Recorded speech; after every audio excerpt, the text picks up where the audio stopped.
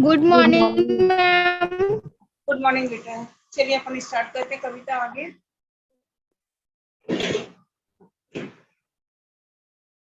चलिए आगे का देखते हैं। बिना दवा दर्पण के घनी स्वर्ग स्वर्ग चली आंखें आती भर देख रेख के बिना दूध मुही बिटिया 2 दिन बाद गई मर। घर में विधवा रही पतहू लक्ष्मी थी यद्यपि पति घाटे मंगाया कुटुंबार ने डूब कुएं में मरी एक दिन। ठीक है, इसका संदर्भ अपन देखते हैं। ये क्या है, अपन की कविता है ना। तब ये कविता की जो पंक्ति है ये अपन की क्या है, आरोह में से वे आर्थिक कविता का अपन क्या है लिया गया है। और इसके कवि सुमित्रानंदन पंत हैं। ठीक है, अब प्रसंग में क्या है, प्रस्तुत प्रसंग में कवि ने भारतीय किसान की अति मतलब बहुत ज्यादा दुख से भरी दास्तान बताई है। ठीक है, अब देखिए व्याख्या इसके बारे में, है ना। बिना दवा दर्पण के घर में स्वर्ग चली आंखें आती भर। ठीक है, जब किसान क्या है, पुत्र की जब किसान के पुत्र की जमींदार के द्वारा क्या हत्या की जाती है, तो वो उसके कारण क्या था, बेचारा बहुत ज्यादा दुखी था। ठीक है, और उसकी पत्नी भी, तो उसका पूरा परिवार ही दुखी था। तो उसकी जो इसकी किसान की बीमार पत्नी थी, वो बिना दवा दारू के यानी बिना दवाई के और बिना उसका इलाज किए वो क्या है स्वर्ग से भाग गई, यानी उसकी मृत्यु हो गई। ठीक है, तो बिना दवा दर्पण के घनी स्वर्ग चली आंखें भर आए देख रेख के बिना दूध मुही बिटिया 2 दिन बाद गई मर। और उसके बाद में जब उसकी किसान की पत्नी की जब मृत्यु हो जाती है, उसके बाद में उसकी जो किसान की एक छोटी सी दूध मुही बच्ची थी, यानी बहुत ज्यादा छोटी थी, और माँ के दूध पर ही वो निर्भर रहती थी। कौन, किसान की बेटी। और वो क्या है, भूख प्यास और देख रेख के अभाव में वो भी क्या है 2 दिन के बाद में उसकी भी मृत्यु हो जाती है। तो इन घटनाओं के कारण क्या है, किसान क्या है बहुत ज्यादा क्या है, अति दुख से बहुत ज्यादा व्याकुल है, बहुत ज्यादा दुखी है। ठीक है, घर में विधवा रही पतेहू लक्ष्मी थी यद्यपि पति घातीन पकड़ मंगाया कोतवाल ने डूब कुएं में मरी एक दिन। ठीक है, जब किसान के बेटे की जमींदार के द्वारा हत्या कर दी जाती है, तो उस समय क्या है, किसान और उसका परिवार तो बहुत ज्यादा दुखी था। और उसके बाद में किसान के बेटे की पत्नी यानी उसकी जो पतेहूर रहती है, मतलब बेटे की पत्नी, वो विधवा हो जाती है ना। तो उस और पति के जीवित रहते हुए, जब उस समय जब पति उसका जीवित था, उस समय वो लक्ष्मी के सम्मान क्या उसका आदर किया जाता था। लेकिन जैसे ही किसान के पुत्र की हत्या हो जाती है, तो सब लोग उसे क्या बोलते हैं, पति की हत्यारिन, पति घातिन कहते हैं उसको, बहुत ताना मारते हैं। और उसको क्या कहते हैं, हर कोई उसको ताना मारता है, गांव में जितने लोग हैं, घर के लोग तो लोग और साथ ही आसपास के लोग भी क्या कहते हैं, ताना मारते हैं।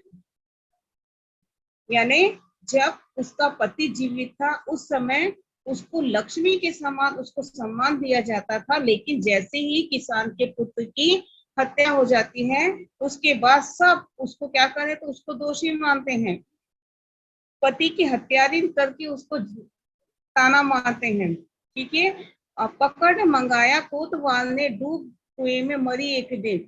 ये तो बहुत ज्यादा अति हो जाता है। कब, जब एक दिन क्या होता है, पकड़ मंगाया कोतवाल ने, तो कोतवाल ने क्या किया था, एक दिन उस पतेहू को यानी जो विधवा पत्नी थी किसान के पुत्र की, उसको क्या कोतवाल ने मंगाया। और ये तो बहुत ज्यादा अति हो जाता है। कब, जब जो कोतवाल था उसको क्या करता, खूब जलील करता है, और साथ ही साथ में उसकी इज्जत को ही तार तार कर देता है। तो उसके कारण क्या होती है, वो डूब कुएं में मरी एक दिन। तो जब वो आत्मग्लानि से दुखी होके क्या कर देती है, किसान के पुत्र की पत्नी यानी किसान की पतेहू वो क्या कर देती है, आत्मग्लानि वश क्या होती है, कुएं में डूबकर आत्महत्या कर लेती है, यानी अपने जीवन को ही समाप्त कर लेती है। तो इस प्रकार से ये जो मार्मिक दृश्य रहता है, ये कवि ने बहुत ही एकदम अच्छे ढंग से प्रस्तुत किया है इस कविता में। ठीक है, अब देखिए विशेष क्या है इस कविता में। किसान के अति दुख भरी दशा का वर्णन कवि ने किया है। दूसरा क्या है, तद्भव शब्दों का प्रयोग क्या है, भाषा भाव में क्या है, सहज रूप से किया गया है।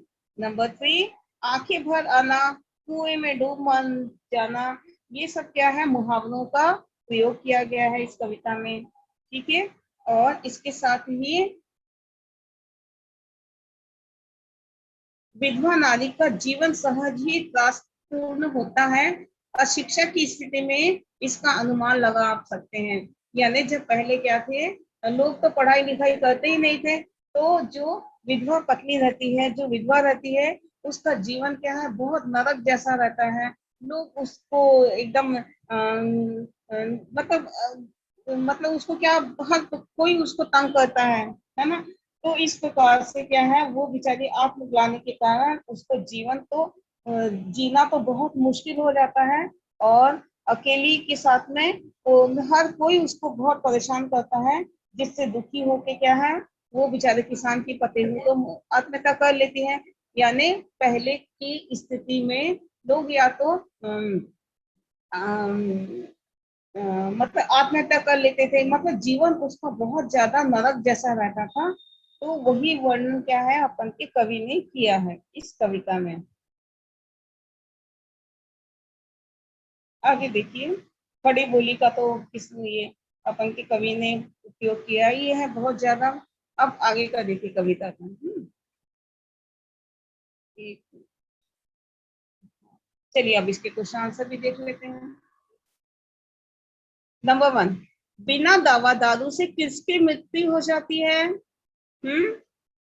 जवान पुत्र की निर्मम हत्या हो जाने के बाद में जीविका का साधन छिन जाता है, जिसके कारण क्या है, किसान की पत्नी बिना दवा और इलाज के क्या होती है, उसकी मृत्यु हो जाती है, यानी किसान की पत्नी की मृत्यु हो जाती है।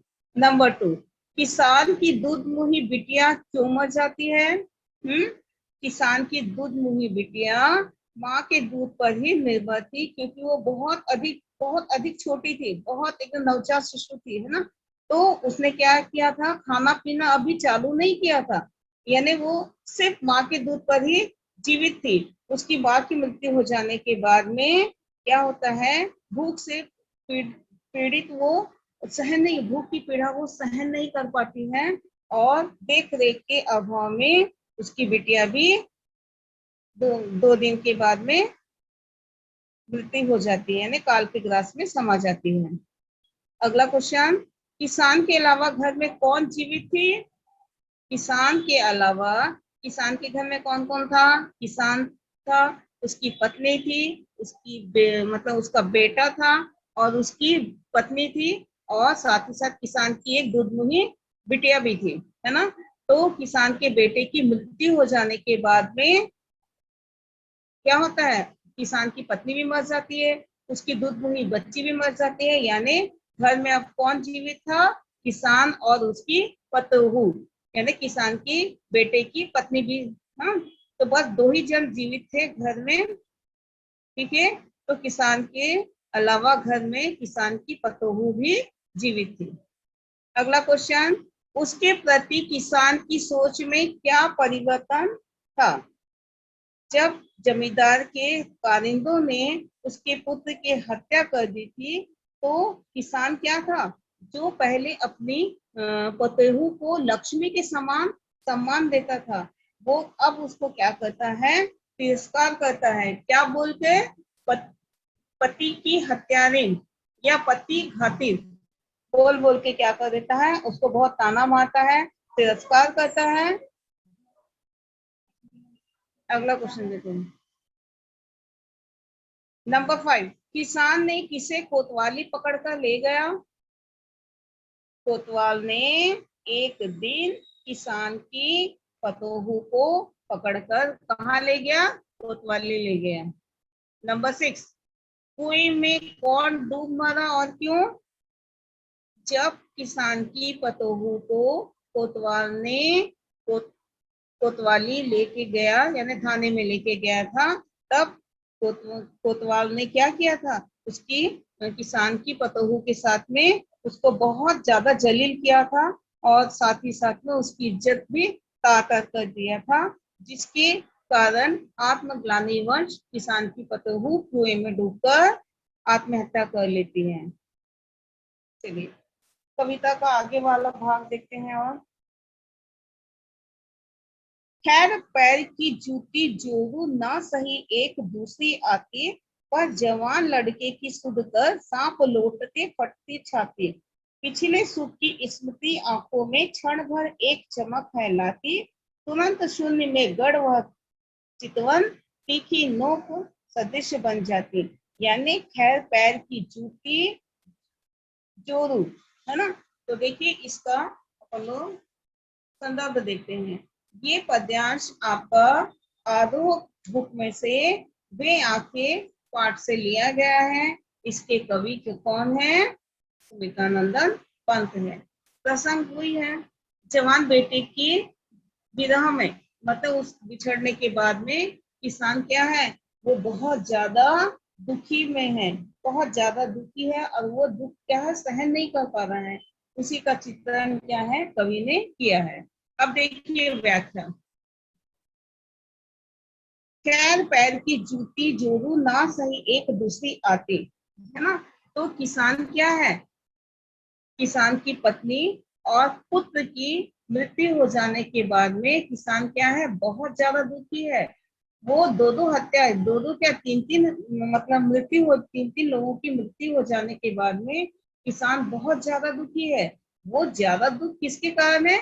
अपने पुत्र के मतलब हत्या हो जाने के कारण बहुत ज्यादा दुखी है। वो पत्नी से ज्यादा दुखी नहीं है। पत्नी की मृत्यु हो जाने के बाद वो ज्यादा दुख नहीं है, क्योंकि वो तो अपनी पत्नी को पैर की जूती समझता था। वो सोचता था कि ये मर गई तो क्या होगा, अब मैं दूसरी लेके आ जाऊंगा, है ना। तो जिसके कारण वो क्या है, इतना ज्यादा दुखी नहीं है। दुखी केवल इस बात का है कि किसान का बेटा खत्म हो गया है और साथ ही साथ में उसकी जीविका का एकमात्र साधन था वो उसका बेटा, जिसके कारण क्या है वो बहुत ज्यादा दुखी था। और वो सोचता था कि अब मेरा आगे का जीवन कैसे मतलब कैसे चलेगा, जिसके कारण वो ज्यादा दुखी था। केवल किसके कारण दुखी था? अपने बेटे की निर्मम हत्या के कारण क्या था, वो ज्यादा दुखी था। और इस दुख के कारण क्या है, तो उसकी छाती में सांप लौटते थे और उसकी छाती फटने जैसी पीड़ा का एहसास होता था। किसको? किसान को। किसके कारण? सिर्फ उसके पुत्र की हत्या के कारण। पत्नी की तो क्या है, ये खत्म हो गई दूसरी आ जाएगी, ये सोच के वो ज्यादा इतना दुखी नहीं था, सिर्फ पुत्र के कारण दुखी था। ठीक है, आगे देखिए। पर जवान लड़की की शुद्ध का सांप लौटते फटती छाती। आगे देखिए। पिछले सुख की स्मृति आंखों में क्षण भर एक चमक है लाती, तुरंत शून्य में गढ़ वह चितवन तीखी नोक सदृश बन जाती। यानी जब किसान क्या है, कभी कभी वो अपने सुखमय जीवन की जब स्मरण करता है, यादें करता है, तो उसमें जब वो डूब जाता है, तो उस क्षण भर के लिए, यानी जब वो पुरानी यादों को याद करता है, तो उस समय उसकी आंखों में क्या है, प्रसन्नता और खुशी की चमक छा जाती है। लेकिन जैसे ही उसको वर्तमान में याद आता है कि उसके पुत्र की किस प्रकार हत्या हुई है, उसकी पत्नी खत्म हो गई है, उसकी बेटी भी खत्म हो गई है, ये दुख क्या है, वो सहन शक्ति के बाहर है वो। और वो इतना अधिक रोता है कि उसकी आंखों में से जब देखो तभी आंसू ही निकलते रहते हैं। तब जब वर्तमान में वो ध्यान आता है उसको। लेकिन हाँ, चलिए आगे देखते हैं। और वो इतना ज्यादा दुखी है कि उसको चेहरा देखने से अगर कोई भी देखेगा, तो यानी कवि उसकी आंखों में देखता है कि उसकी आंखें हमेशा मतलब आंसुओं से डूबी रहती है। वो उसका चेहरा एकदम मुरझाया हुआ, एकदम हर प्रकार से टूटा हुआ इंसान जैसे दिखता है। तो वही दृश्य का वर्णन अपने कवि सुमित्रानंद पंत जी ने किया है। और ये बहुत ज्यादा मार्मिक दृश्य, बहुत ज्यादा करुणा से भरा, बहुत ज्यादा दुखी किसान की क्या है, दयनीय स्थिति का वर्णन किया है। अब देखिए विशेष इसमें क्या है, स्त्री और पुरुष के प्रति भेद स्वरूप लगाव में अंतर कवि का मधुर किंतु तीक्ष्ण व्यंग का प्रभावी चित्रण है। यानी कवि कहते हैं कि स्त्री और पुरुष दोनों में बहुत ज्यादा लोग भेद करते हैं। क्यों, क्या भेद करते हैं कि जैसे उसका पुत्र खत्म हो जाता है तो बहुत ज्यादा दुखी होता है, लेकिन जब उसकी पत्नी खत्म हो जाती है, उसकी बिटिया खत्म हो जाती है, तो उसको इतना ज्यादा शोक नहीं रहता है कि पत्नी है दूसरी आ जाएगी, लेकिन पुत्र चले गया यानी उसका एकमात्र सहारा चले गया है, तो वो तो नहीं आ सकता। इसी कारण वो क्या है, बहुत ज्यादा दुखी। और यही भेद क्या है, स्त्री और पुरुष का हमारे कवि ने बहुत अच्छे से वर्णन किया है। और साथ ही साथ में मुहावरे भी बहुत, जैसे सांप लौटना, छाती फटना, इसका भी प्रयोग कवि ने किया है। तीखी नोक झोंक, है ना, तीखी नोक सदृश्य में इसमें उपमा अलंकार का उपयोग किया गया है, अनुप्रास अलंकार का भी उपयोग किया गया है, खड़ी बोली का उपयोग किया गया है, और मुक्त छंद का भी इस्तेमाल किया गया है। अब देखिए क्वेश्चन आंसर आगे देखते हैं। नंबर 1, किसान के लिए पत्नी किसके समान थी? अभी मैंने बताया था, किसान के लिए पत्नी पैर की जूती के समान थी, इसलिए उसके मरने का उसको ज्यादा दुख नहीं था, क्योंकि एक चली गई दूसरी आ जाएगी। ठीक है। नंबर 2 क्वेश्चन, जवान बेटे का ख्याल आने पर किसान कैसा महसूस करता है? ठीक है, मैंने बताया था जब जमींदार के कारिंदों ने उसको लाठियों से पीट पीट कर उसको मार दिया था, तो वही याद करके उसकी छाती पर सांप लौटने लगते हैं और छाती फटने जैसा पीड़ा का एहसास किसान को होता है। उसकी आंखों में पुत्र वियोग की याद से आंसू आ जाते हैं। अगला क्वेश्चन है, किसान की आंखों में चमक कब दिखाई देती है? किसान जब अतीत में क्षण भर के लिए वो क्या कर देता है, खो जाता है, तो पुरानी यादों को याद करके उसकी आंखों में चमक आ जाती है। सुखमय जीवन की चमक क्षण भर के लिए आके डूब जाती है, लेकिन जब उसको वर्तमान का याद आता है तो वो फिर दुख में डूब जाता है। आगे देखिए, किसान कब संज्ञा शून्य एक टक आकाश को देखता है? कब देखता है? क्योंकि किसान क्या है, बहुत ज्यादा दुखी है। अतीत के स्वप्न से जैसे ही किसान, हाँ, अतीत के स्वप्न से जैसे ही किसान का मन बाहर आता है, यानी वर्तमान में जब वो आ जाता है, उस समय उसकी पीड़ा का एहसास, बहुत ज्यादा एहसास होता है। और जब इंसान बहुत ज्यादा दुखी होता है तो वो क्या कर लेता है, एकदम खो जाता है। और किसान भी आकाश में संज्ञा शून्य सा निहारता रहता है, यानी एकदम बहुत ज्यादा जब इंसान दुखी होता है तो वो कुछ भी बोलने की स्थिति में नहीं रहता है, एकटक वो देखता ही रहता है। आगे देखिए अगला क्वेश्चन, तीखी नोक सदृश किसान की आंखों में क्या चुभने लगता है? किसान की असीम पीड़ा जनित घटनाओं की यादें तीक्ष्ण नोक समान उसकी आंखों में चुभने लगती है। किसान को ऐसा लगता है कि जैसे कोई नुकीली नोकील उसकी आंखों में चुभा दिया गया है, और किसान की आंखों से आंसुओं की धार बहने लगती है। यानी किसान बहुत ज्यादा दुखी है।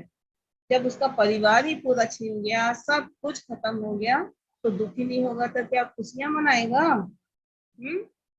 चलिए ये अपन का ये कविता कंप्लीट हुई है। ठीक है, आप लोगों को किसी को कोई डाउट है? ये कितनी अच्छी कविता है कि नहीं? हेलो, समझ में आया आप लोग को? Yes ma'am. हाँ यस मैम। हाँ, मैम, चलिए अब इसको, हाँ बोलो। ये वाला चैप्टर का जीवन परिचय नहीं भेजे हो? किसका? कवि का? Yes ma'am. अच्छा ठीक है, मैं भेज दूंगी बेटा। हाँ ठीक है, अभी तो मैं क्वेश्चन आंसर कविता का ओके मैम। व्याख्या वगैरह यस सब भेज दूंगी। ठीक है, भेज दूंगी जीवन यस। परिचय। चलिए अपन क्लास ओपन करते हैं, सॉरी क्लास बंद करते हैं। Okay, classes over.